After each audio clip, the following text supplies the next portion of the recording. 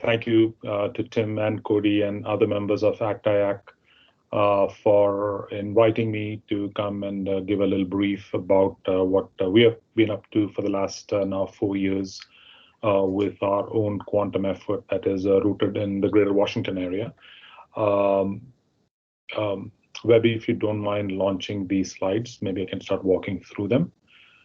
So my name is George Thomas. I am one of the co-founders, and I serve in capacity of Chief Innovation Officer for a public-private not-for-profit called Connected DMV, and this quantum effort is one of those efforts underneath it. If you could go to the next slide, please, and the next slide. I also serve as the Executive Director for the Potomac Quantum Innovation Center, which is what we call our quantum effort. So what I'm hoping to cover today is a little introduction to why we are in the space in the first place, so there is some grounding, and then really spend the bulk of the time on some of the programming that we are doing as a regional quantum ecosystem builder, and how we kind of connect with other similar efforts in the nation and abroad, and also the position that we are thinking. The position that we are thinking of on how this efforts like this and others can help with other similar efforts globally in a new ecosystem, as it were. So with that, just as a little background, thank you. So Connected DMV itself, we are a public-private 501c3. We were established in Greater Washington with the intent of being a do tank, as we call it, that drives forward critical industry efforts that are 5 to 10 years out. So things that would require a cross-sector, cross-jurisdictional, cross-national kind of infrastructure and effort to kind of come together to push it forward has been our focus. And within that structure, we work collaboratively, and among our kind of membership have government, industry, academia, and community. And if you look at, for those of you that are from the region, if you look at some of our founding organizations, if you could go back, Webby, please. If you could look at some of the founding organizations that we have, it's industry, the Council of Governments, which is our 24 local governments in the region, the consortium of universities. There's 18 universities that are headquartered here, and a number of others that are in our ecosystem. Our metro organization, VMADA, not because they are the transit entity, but they are the only entity that is authorized to work in the tri-state area to build, operate, manage, fund, etc. across it. So they provide us some coverage with regard to being able to operate in all 3 states. And then finally, the federal government, which is about 25% of the regional economy. So these 5 entities were some of the founding members. There were others that had helped establish what became Connected DMV. We go to the next slide, please. And so within that structure, like I said, we look at ourselves as a do tank focused on innovation that can be led from the region, but almost everything we do has a national and a global flavor with regard to what we're trying to build out.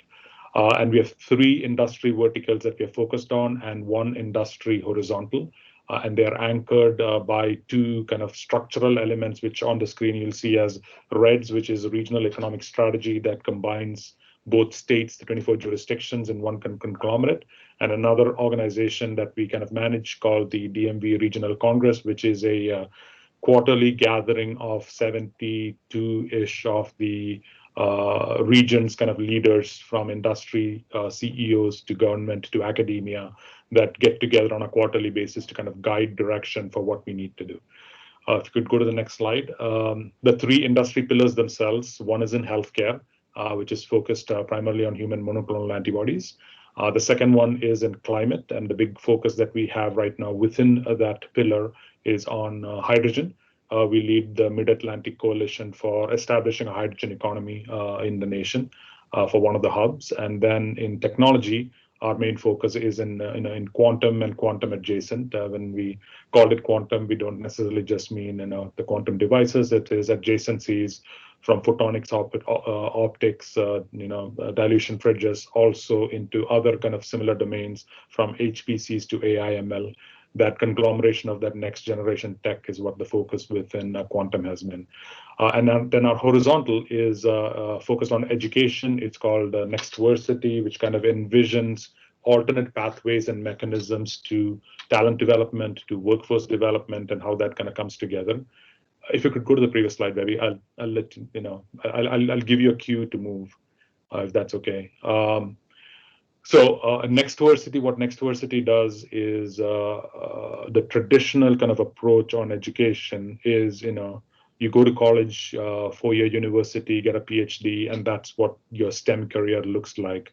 But we look at any STEM-based pillar of industry that's formed. Let's take the simple ones like AI, ML, or cybersecurity. There's a whole lot more to it than what is just the core STEM regard. So if you take any quantum company of any size, if there's 100 employees, there'll probably be 10 to 15 PhDs, another 10 to 15 engineers, and then the remainder is all kinds of other skills. So as we are kind of envisioning what that looks like for building a quantum economy, a portion of the focus through Nextversity in quantum and hydrogen and pandemic is kind of envisioning how do you fill the gap so that there is a fully fledged ecosystem that is ready to kind of catch the ball, as it were, is the focus.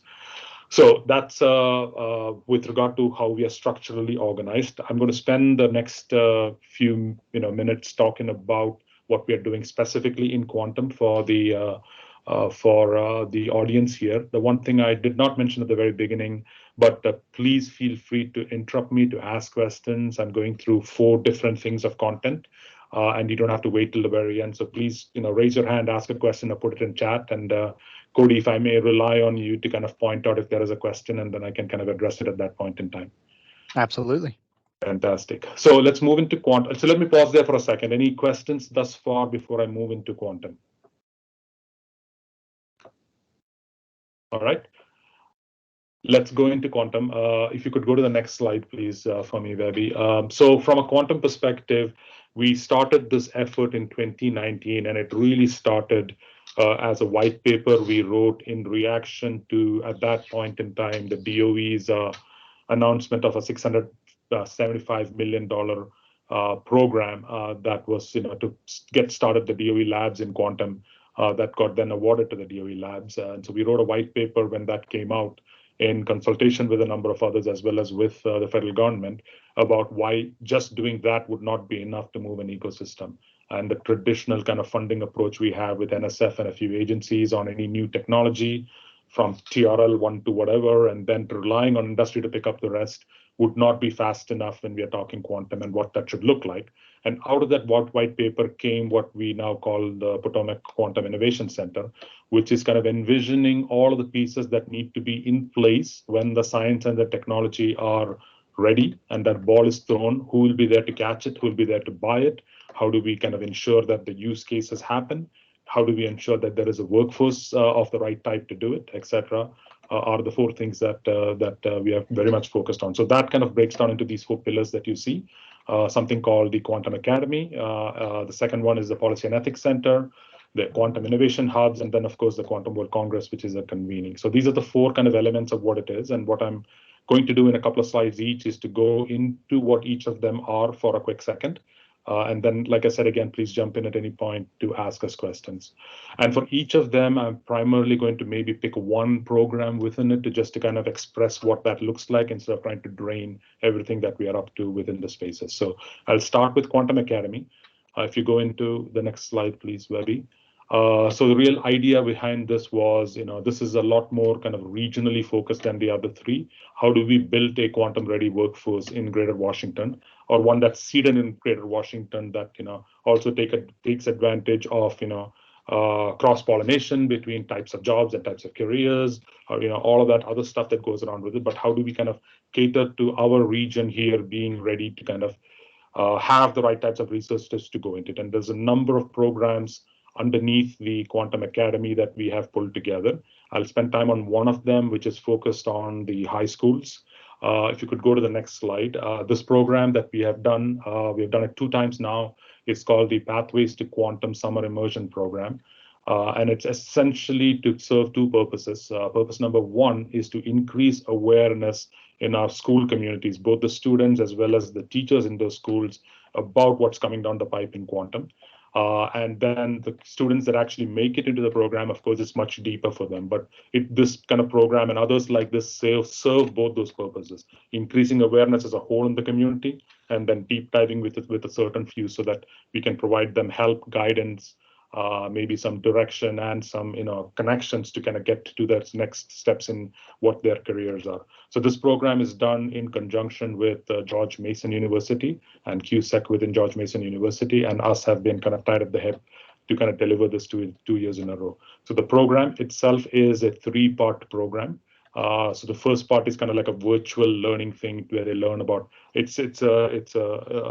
it's structured virtual learning to kind of teach them about various aspects of what quantum means and what kind of careers there are and things of that nature, followed by a residential program this year. Again, it was on George Mason's campus. So they all come onto campus, they live in the dorms, and these are rising seniors, so 11th graders going into 12th graders. So it's typically their first kind of campus experience and being away from home. So they come and stay on campus for a week plus. And during that week, there's a whole lot of in-depth hands-on kind of work that's done with the students, as well as lots of site visits to a number of organizations that participate with us in this program. And then there is a summer project. This year, we have 2 of them. They're optional. Most of the students kind of participate in one or both this year. They have the option to do that, and that kind of leads them through all kinds of things that we do. So this year's supporting organizations included MITRE, NASA, the University of Maryland, JQI, George Washington University, George Mason University, of course, the AIP, and of course the White House. We work with OSTP and the Quantum Coordination Committee quite a bit with things that we do here. So this program was, done this year. When we announced it in March. We received over 250 applications from all 6 school districts that make up metropolitan Washington. And we were scheduled to pick 20, we picked 24, given the level of competency and how good some of the applications were. We ended up picking 24. If you could go to the next slide for me, please, Webby. We had, this is just to give you a sense of the metrics of who kind of went through the program, the 24 themselves. They represented all 6 school districts: Arlington, Fairfax, Montgomery, Prince George's, Loudoun, and DC Public Schools. And the 24 students, you can kind of see the metrics of how they kind of were separated. So I do want to pause at this point to stress one other thing. It's not just that the 24 that made it through to the program, it is the schools that this program went into. It's really the 250 plus that applied to the program. That's been a significant bang for the buck as well, that created awareness in them reaching out. George Mason University and University of Maryland conduct professional development course programs for high school teachers, and this created a significant flush into from that community to learn about quantum and get educated in it. So it's been a 2-pronged kind of level of benefit that we've managed to kind of do for the community. If you could go to the next topic as well. And so this is just some pictures of the students and where they were and some of the places that they went to, who they kind of heard from. They heard from policymakers, startups. They heard from academics. They spent time in labs. It was quite heartening to see how much kind of came up from the trip this year. If you could go to the next slide, there's one more. This slide is from last year's cohort. The last year's cohort had a poster program for a project that they had to do. And I believe the 11 posters that got picked got displayed at the Quantum World Congress. The students got to meet many people. The first picture that you see is Governor Hogan, speaking with Dr. Rosenberg from George Mason University, who leads the program, in kind of explaining what it is, some of the students that were involved in it. And I'm pleased to report that of the students last year, our intent is not all of the kids that go through it end up in quantum or even in STEM sciences, but just to kind of expand kind of like the overall portfolio about who looks at it. But from the students that went into last year, at least 3 of them have gotten into Ivy League level physics programs for quantum. So, and one of them had no interest in doing physics before she joined the program. So it's been quite heartening to see some trajectory changes through kind of this work. So this strategy is really, this particular program is focused primarily on K-12 in the high school range. There are other programs that we are starting that's middle school focused.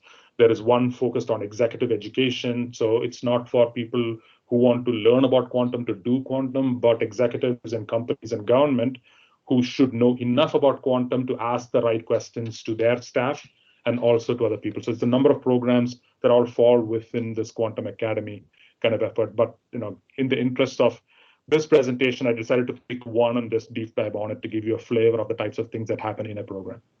So let me pause there. Yes. Yeah. I was going to say we did have a question from Jared Reddix. I think you might have answered it, but he asked if this is a K-12 and beyond strategy. It is we hope to get into elementary school. It's a middle school and upward strategy.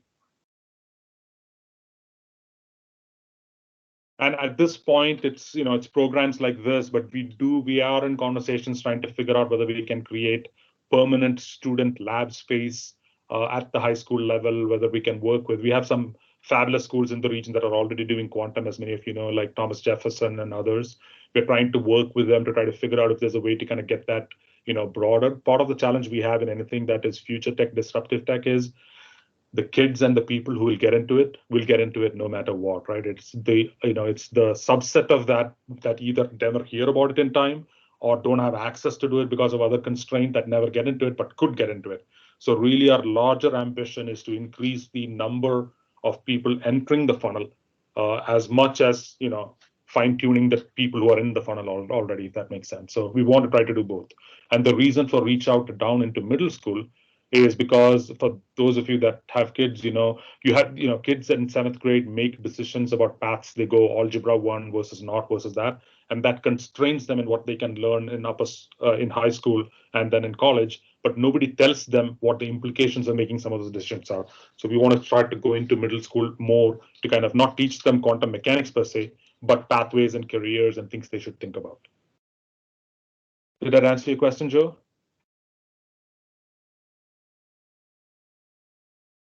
Yes, it did. Now, can I have a quick follow-up? Please.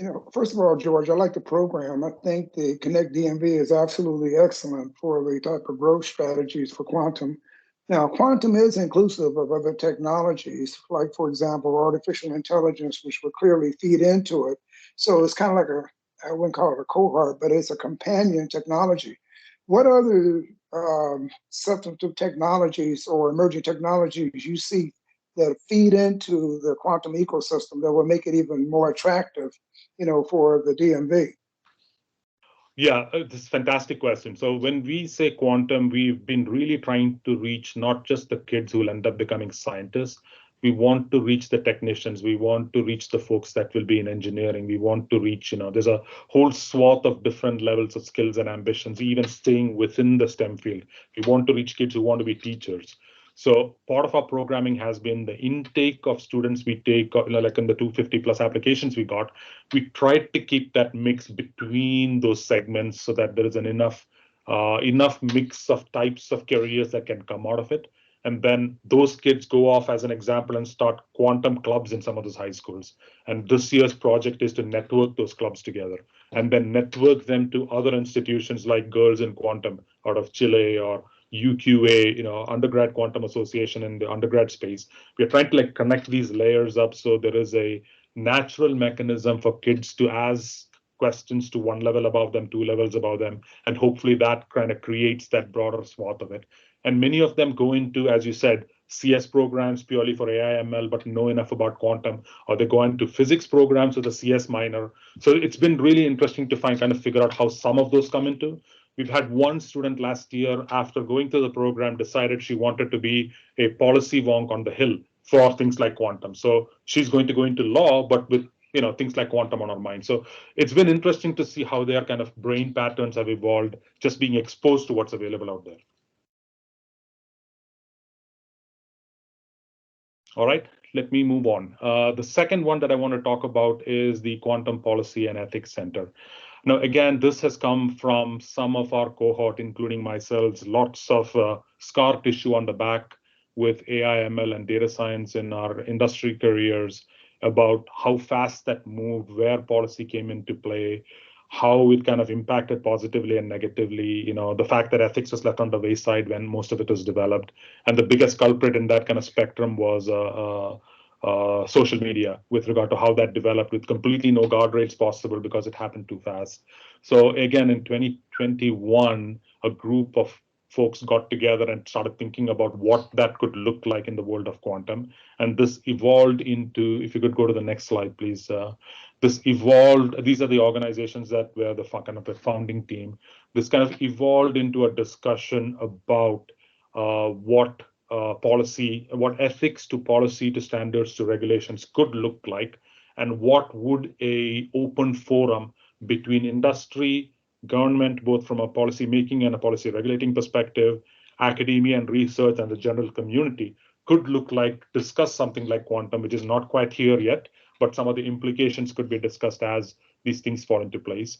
And that resulted in the launch in November last year, if you could go to the next slide, with a white paper of the Policy and Ethics Center. And you can download and go read the white paper. It's online as well to look at it. And the ambition of this team with the Policy and Ethics Center was really to kind of create that initial neutral is too strong a word, open collaborative discussion forum and thought leadership place to then kind of influence what's happening, both policy and regulations in the US, as well as very importantly, in many of the other countries that it's been happening. They did conduct in October of last year an international kind of workshop where they invited folks from Germany and the Netherlands and other places who are also thinking about policy and ethics in their spaces to kind of have a collaborative discussion. So this white paper was a culmination of that team's work plus this collaboration with our international partners to do with it. And the team's been continuing to work since then. If you could go to the next slide, please. Some of the things that they have been kind of doing is, expanding engagement. There are a number more of, organizations that have now joined the founding team, individual members that are participating. There's been meetings going on a regular basis to figure out the stand-up of an official center, what would the initial focus areas be, etc. And they're working towards another announcement at the Quantum World Congress this year to try to figure out how to take it to the next level, especially the companionship and communication with global such interests that are already also forming in the place. And the first kind of part of that the team is doing, if you could go to the next slide, is thought leadership is the first step that they're doing.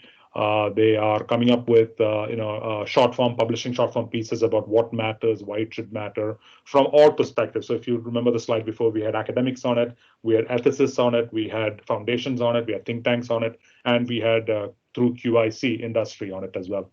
So it's kind of like a combination of all the things that will come out as thought pieces addressing certain elements that you see in the sub-bullet below. And one of the kind of mission statements of this team is to help support the reauthorization of the NQIA, which, as you know, is going through the machine right now, and then help probably execute on some of the elements that come out once NQIA is reauthorized. Is kind of like the mission statement for this.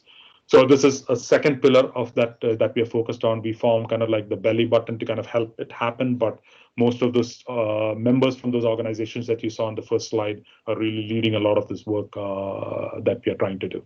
So again, let me pause for any questions on the Policy and Ethics Center. And if not, I do want to kind of point out that this one and Academy, everything they're doing is open tent. If anybody's interested, there are people we can put you in touch with to reach out to participate however much or however little you want, just to stay engaged or like write.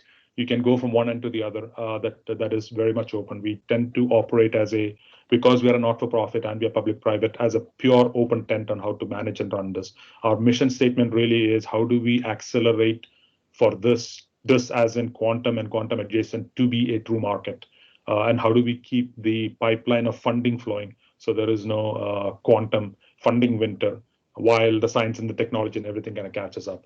Because as everybody on this call knows, there is a lot of hype on quantum.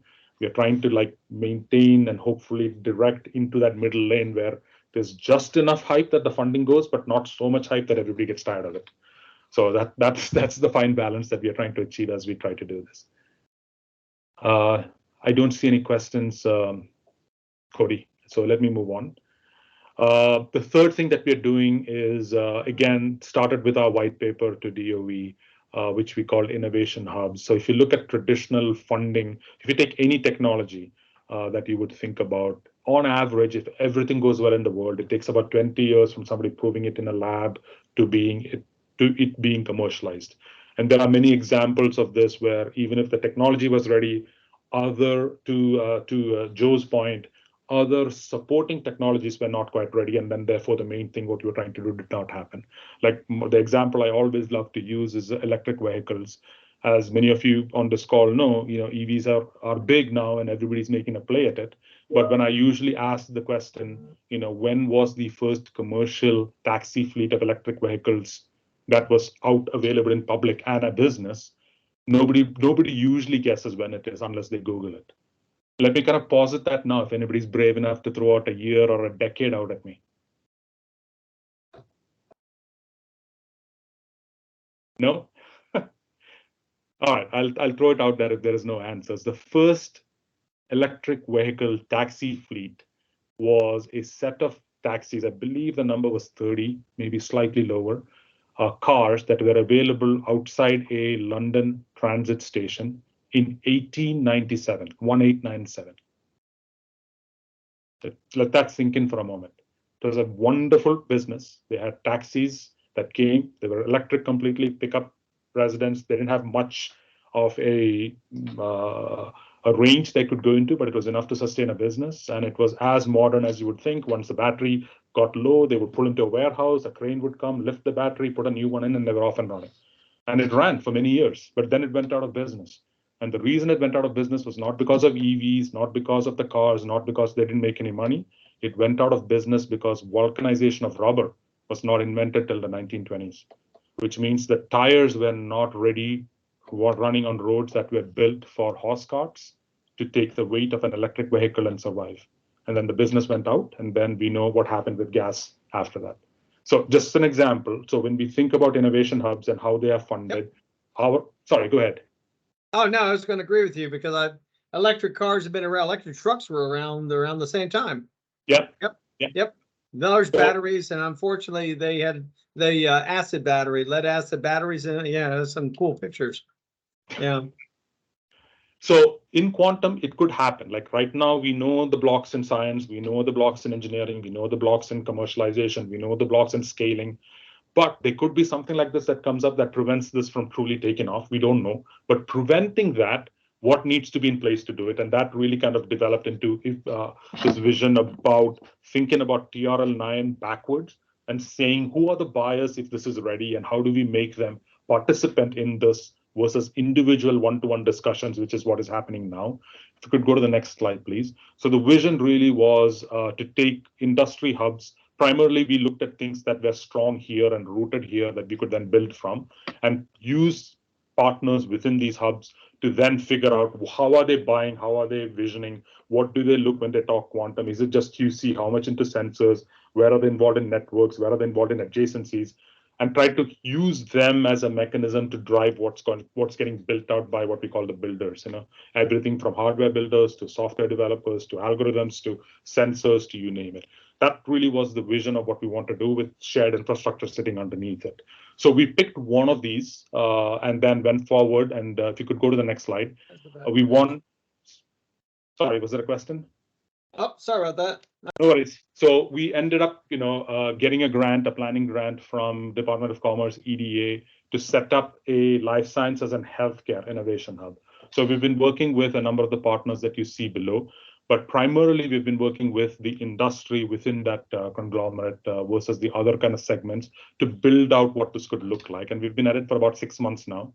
There's a big workshop planned at in the middle of this month.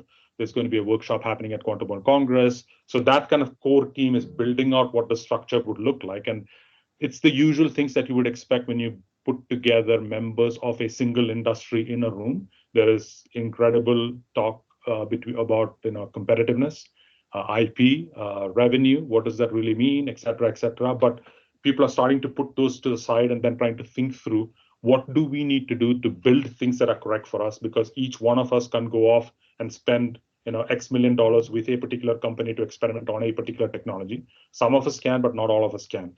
So that became kind of like the focus. If you could go to the next slide. So what that hub is really doing is really the 7 things that you see on it. And it's a busy slide, but it will be in the deck that Cody puts out there.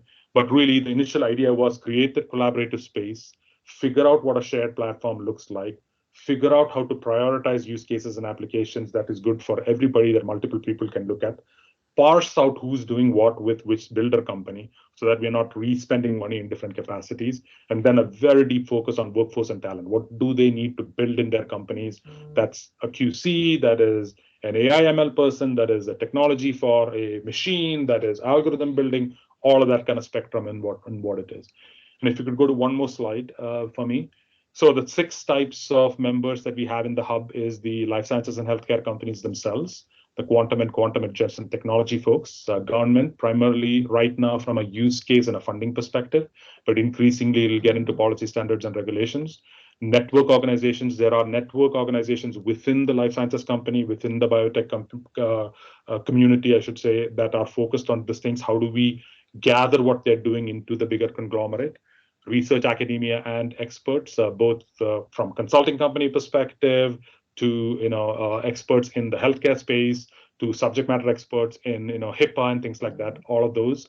And then investors, both investors that are investing in quantum technology as well as investors in the industry themselves, like life sciences investors. So these are the 6 kind of branches of what we do. And the meeting that I said on the 18th primarily is going to be on the life sciences innovators side. And you'll see the list of them on the left on who's in that meeting to kind of lead it. Cleveland Clinic, I have to point out, has been our partner in crime, our lead in all of the life sciences work that they're doing with the work that they've done with IBM in Cleveland, as well as the deep level of research expertise they have in Cleveland Clinic around all things life sciences, devices, biotech, etc. All of that has been put to bear. And they've invested a significant amount of money in quantum themselves. So it's really nice to see them lead this collaborative in what others can do and what they can do to add on to or augment what they have already spent on it. So this, again, I would caveat, it's early days. We are all kind of learning to walk, as it were, within the structure. Once we have this kind of setup, this group, and the life sciences group, I should say, is going to lead the discussion to engage with folks in the other 5.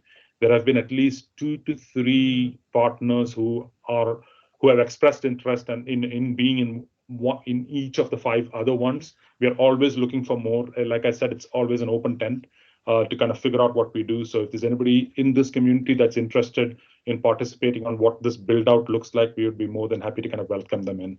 The construct for this is we want to kind of complete a structure and a framework and how we're going to work together by the end of this year, go into execution mode to do some joint projects next year in the community. And starting next year, we're going to look to expand this into a second hub that we are kind of looked at, which, from our perspective right now looks like it would be defense and national security with some dual use thrown in as the second hub that we want to kind of focus in on, given where we are in the National Capital Region and the number of defense, federal, IC, and FSIs that are here that are focused on that space is really the ambition.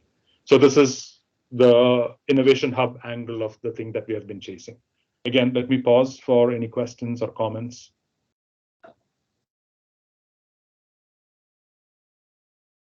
Nothing in the chat.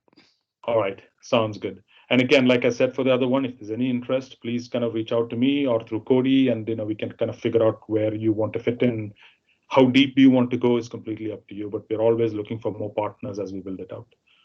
Which brings me to the last segment, the Quantum World Congress itself. We go one more slide. We started this we started thinking about this in 2021, and when we really started planning for this, I'll be quite candid. We were kind of expecting a small-ish event that primarily brought together people who don't normally go to technical conferences on quantum. So it's not the crew that goes to IEEE or APS. It's more kind of focused on how do you land the ecosystem with government, with investors, with other things besides the science and technology. It kind of grew and grew and grew last year. If you could go to the next slide, we will play a video. I'm not sure the sound works, but it's primarily music. And I'll talk over it. So last year was our first inaugural event. We held it at the end of November in Washington, D.C. at the Ronald Reagan Building. And again, like I said, it was a lot more than what we expected it to be from investment from the community in wanting to do what we ended up doing. The biggest, I would say, one of the top 3 comments that came back in the post kind of event asks of people was, I met so many people here I never would have met, at a quantum conference, because this is much broader than quantum with regard to what we need to do to actually sustain and build an ecosystem was really the idea. So that was Quantum World Congress last year, and I'll give you some metrics if you could go to the next slide. So we had delegations from over 18 countries. It was spread over 3 days. Both QEDC and QIC had their annual meetings at the Quantum World Congress. We organized something called the VIP dinner, which was held at the Embassy of Finland at the ambassador level and elected official level to attend. It was very closed doors, but again, a fantastic opportunity to kind of collaborate between the region. We got really lucky because President Macron was in town. And for those of you that remember, the US-France quantum agreement was signed between Presidents Macron and Biden the day before Quantum World Congress. So there was a lot of overflow from that event at the White House into Quantum World Congress, including the French owning and running or the closing ceremony and a number of things. But we had speakers from over 100 organizations, 120 of them, lots of programming outside of the traditional things. We held a startup pitch competition, we had boot camps, we had workshops, and a number of things. If you could go to the next slide for me, please. So of the 700 plus registrants, this is kind of like the breakdown. About 23% was government, 40% industry, 22% academia, and communities, all of the other kind of entities like investors and others. Investors also fall into industry, actually. But this was kind of like the mix of it. And most of the folks from government don't go to conferences like this. And even industry, we had not just the quantum builders, we had the kind of buyers like a Cleveland Clinic in the room for many of these discussions.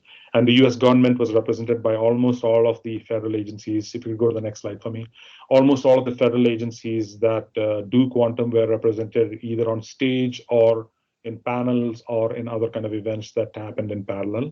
If you could go to the next slide, these are the 18 countries that sent delegations of various types. Some of them were very heavy, like Australia. We had Dr. Kathy Foley leading the delegation, who is the chief scientist of Australia above quantum. And then, 2 smaller delegations like from Singapore and Poland. We had smaller delegations, but we had a good swath of it.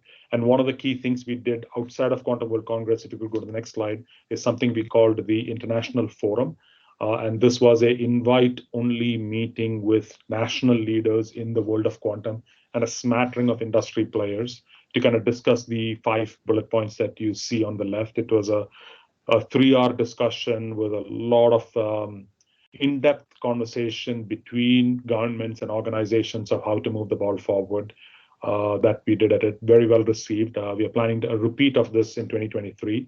We are anticipating, most of the 22 plus countries who are coming this year to send a delegation to the International Forum. And this year we are formally allowing the countries to nominate or request industry leaders from their countries to also be in the room and participate in the discussion. Of course, the US, as everybody knows, does not do that directly. So American bigger firms are reaching out to us directly for participation if they want to participate in the International Forum. The second thing I wanted to point out was the pitch competition. If you could go to the next slide. We held our first pitch competition last year. Again, similar to the theme of what we're doing. It's not about the technology. So the idea was show us what you're doing for a particular industry. And again, we did this on life sciences, biotech, and healthcare. As show us what we did. And MITRE was a big supporter in making this happen last year, along with Shulman Rogers and us. So we did this program. We had quite a few folks that applied. We had a formal, independent down select committee, which was formed by a number of private sector companies, but all of the leads for the quantum startups, incubators that we have in the United States, like Duality in Chicago and QSF here. So all of them got together, down selected 6. The 6 presented at Quantum World Congress, and these were the top 3.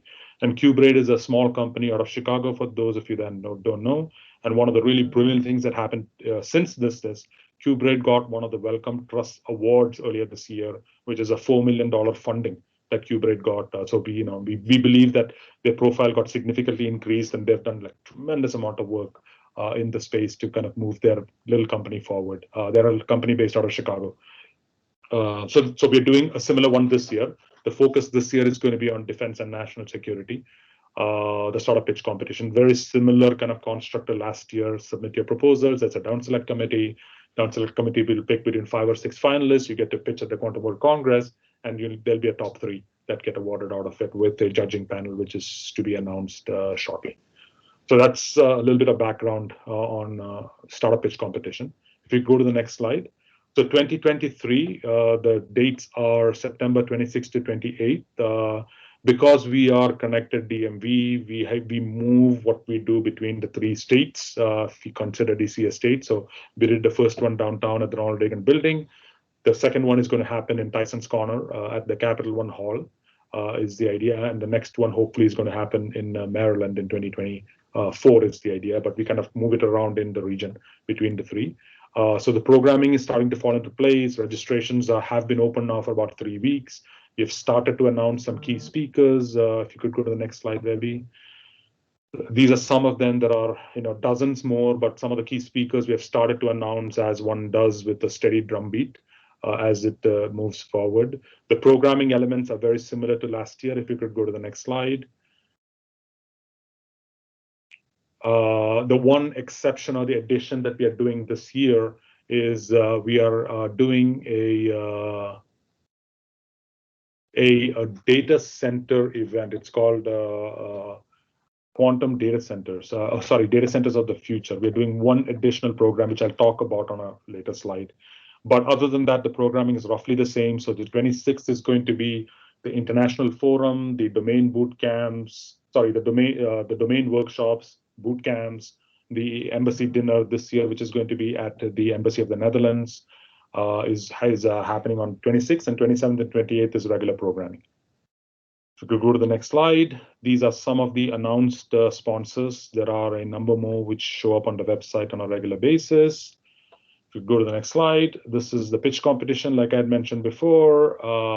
And the next slide, let me pause on this one for a moment. So this is a parallel event that's happening on the morning of the 26th. It's called Data Centers of the Future. As many of you from the region know, we have a huge data center, cybersecurity, critical infrastructure community in the greater Washington area. So this event is a workshop, a very short workshop intended to bring them into a room to tell them about implications of quantum coming, whether it is PQ, CQ, KD for the stuff that they have, whether they're thinking of becoming quantum hosters for quantum machines downstream, what should that look like, whether it is investment in other kinds of things that you need to look about from a technology perspective. It's kind of like to kind of share that spectrum of things is the idea. And we have folks, speakers from ONCD, from CISA, from NIST, the folks that are developing the quantum resistant algorithms, some industry speakers. This is going to be opened by Dr. Greg Washington, the president of George Mason University, is going to open this special event on the 26th that is happening in parallel to Quantum World Congress. So our vision is this is the first of a few. We have 2 or 3 ideas like this on things that sit aside what we call quantum that we'll start to introduce in future Quantum World Congresses that then hopefully can become their own things as they kind of grow up is really the idea. And the last slide, Webby, if you don't mind, the 2 dates that I want to kind of leave everybody with is early bird registration ends in 4 days, and the applications for the startup pitch competition ends on Saturday in 2 days. And last slide, and that's the pitch on the Quantum World Congress and in total. I'm completely open to questions, suggestions, comments, involvement, anything else that I can answer with ecosystem. But before I do that, let me just say 2 more statements in closing. One, like I said at the very beginning, our real mission has been to help independent companies, big companies, startups, labs, and all of the builders in the general quantum ecosystem space find a place to land when they build something. And how do you do that? How do you connect them? What are the dots that need to do it? Where do you hire people? So a lot of our focus has been what I would call an ecosystem building around it. And so we work very closely with partners at the Chicago Quantum Exchange in the Netherlands, in Korea, in Japan, in Australia, who all have similar missions, and we all share war stories and success stories and collaborate with each other on things that we are doing that they may not be doing to kind of share with each other. At the end of the day, we are of the firm belief that if quantum becomes real, when it becomes real, it's going to take a whole ecosystem to make that happen. And we have no idea what technology is going to lead it or do it. As long as we are working together, there's only a limited number of money, a limited amount of money, irrespective of the numbers that you hear. And there's very few people who know what they're talking about in the space. So how do we make that better is really our ambition. So let me pause with that and open it up for any Q&A or questions or follow-ups.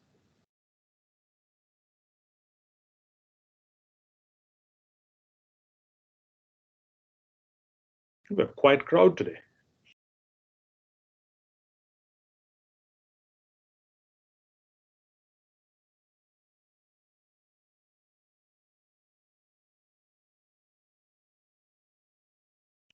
Great question, Tim. Two places. One, this is one of the few, IAC is one of the few organizations that has membership both from industry and government, which aligns completely with our mission statement. So we have government and industry as kind of basis of everything we do. So as IAC is developing stuff and as your individual members are developing things or looking for things, we can be a conduit for you to express, participate in the 4 pillars and other things that we are also pursuing with others that are not on the slides to help augment whatever that looks like. Be it, the startup pitch competition is one example, but, in enabling that ecosystem of builders, spin-outs from universities, tech transfer experts to build new innovations and companies in quantum is something we firmly want, like, irrespective of what that is and where that lands. So how can we help with that? When individual industry people, and I'm sure there are folks who will listen to this call who are on it, who are not necessarily in the direct quantum space, but maybe one of, a buyer community. If there's interest in that, what does it look like? From a government agency perspective, I think there's 17 agencies that have some level of involvement in quantum, starting with DARPA, which started investing, I think, in the 1980s into quantum, to new agencies like Commerce, which, funded us, to do the life sciences stuff. There's a whole swath of what does that mean. So through the policy center, if there is interest for government entities to kind of get involved to understand what the discussions are, we would welcome that. And then finally, from an education perspective, you will not believe the level of hunger there is in the community to learn, to access, to know, to get micro internships, to walk the halls. If there's any opportunity that you guys can help us with middle schoolers and high schoolers to kind of expose them to what's available out there, we would love to kind of know and have your support and help to do that. And of course, come to the Quantum World Congress, please. Tim.